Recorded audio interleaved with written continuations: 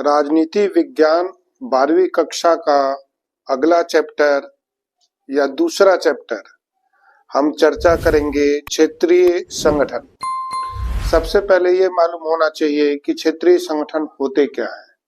क्षेत्रीय संगठन एक भौगोलिक क्षेत्र के आधार पर जब कुछ देश मिलके अपने राजनीतिक, आर्थिक और सांस्कृतिक लाभ के लिए एक संगठन बना लेते हैं तो हम उसे क्षेत्रीय संगठन कहते हैं।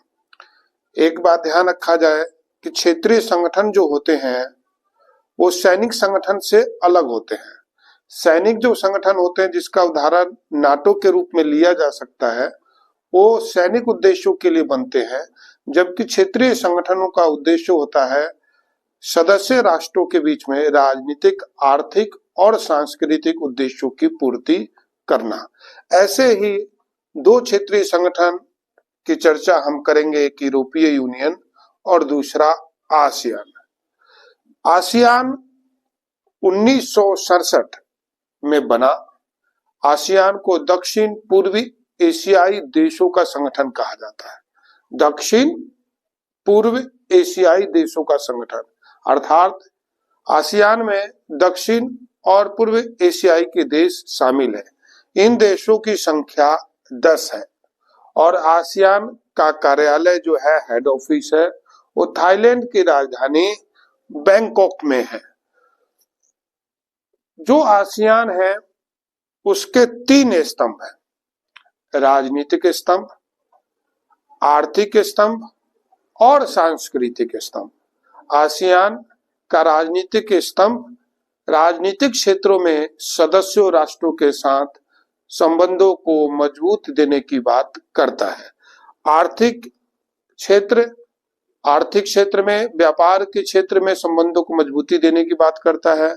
और सांस्कृतिक स्तंभ सांस्कृतिक क्षेत्र में कल्चरल आधार पर सदस्य राष्ट्रों के बीच में संबंधों को एक नया आयाम देने की कोशिश में लगा रहता है। इसलिए आसियान के 3 स्तंभ राजनीतिक, आर्थिक और सांस्कृतिक है।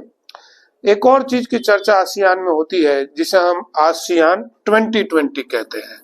आसियान 2020, ये जो आसियान 2020 है, ये एक घोषणा पत्र है जो 2003 या एक मिशन है जो 2003-2004 के आसपास लागू हुई।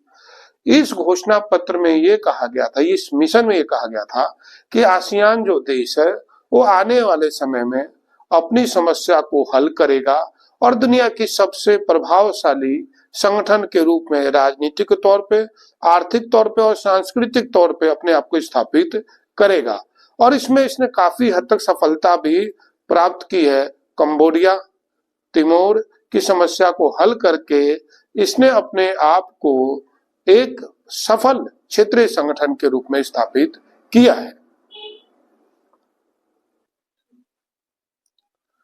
क्षेत्रीय संगठन के अंदर अगला पड़ाव आता है यूरोपीय यूनियन। यूरोपीय यूनियन को दुनिया का पहला क्षेत्रीय संगठन और सुपर नेशनल ऑर्गेनाइजेशन कहा जा सकता है। द्वितीय महायुद्ध के बाद जब कई यूरोपियन कंट्रियों की इकोनॉमिक खत्म हो चुकी थी, तबाह हो चुकी थी, उस समय मार्शल योजना के तहत उन्होंने अपने आप को एकजुट करना शुरू किया। फिर 1951 में 6 देशों ने मिलके ECSC अर्थात European coal and steel community की स्थापना की और बेल्जियम के जो राजधानी थी ब्रसेल्स, उसमें ये सबमिट हुआ था।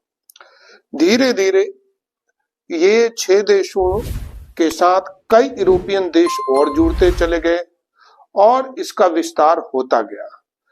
इसमें सबसे बड़ा पड़ाव देखने को मिला 1993 में जब मॉस्ट्रिक्ट ट्रीटी हुई, जिसके बाद इसको EU यूरोपीय यूनियन कहा जाने लगा और इसकी एक मुद्रा यूरो।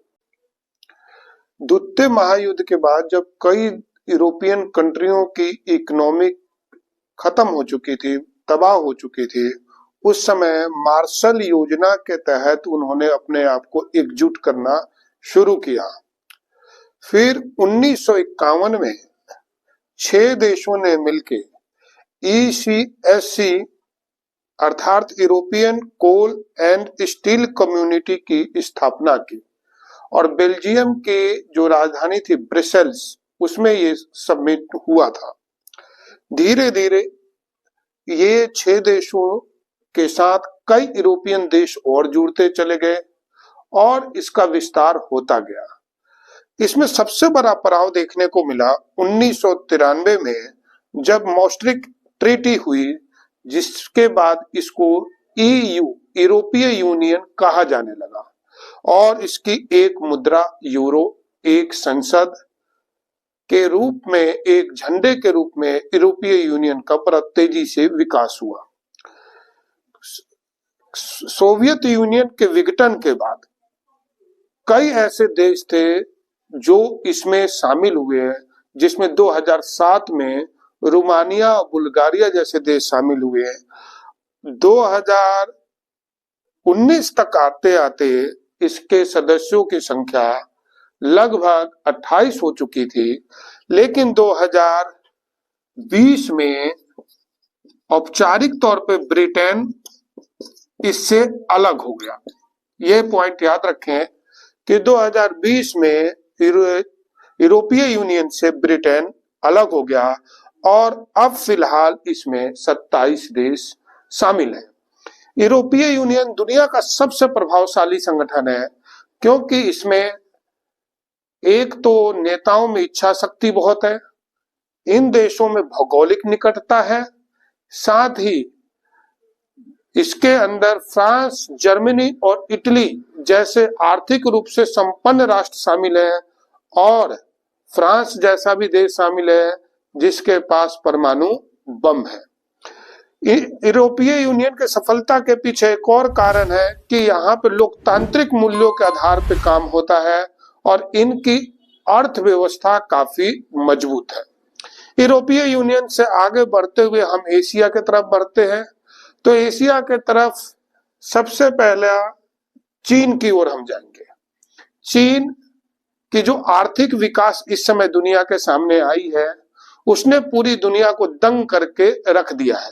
इसकी शुरुआत होती है 1978 में, जब चाइना के अंदर खुले द्वार की नीति चीन के उदारवादी नेता डेंग सियाओपिंग के माध्यम से लागू हुई, जिसके बाद चीन ने बहुत तेजी से आर्थिक विकास किया, स्पेशल इकोनॉमिक जोन बनाए और अपने देश में गरीबी और बेरोजगारी को काफी हद तक कम करने में सफल रहा।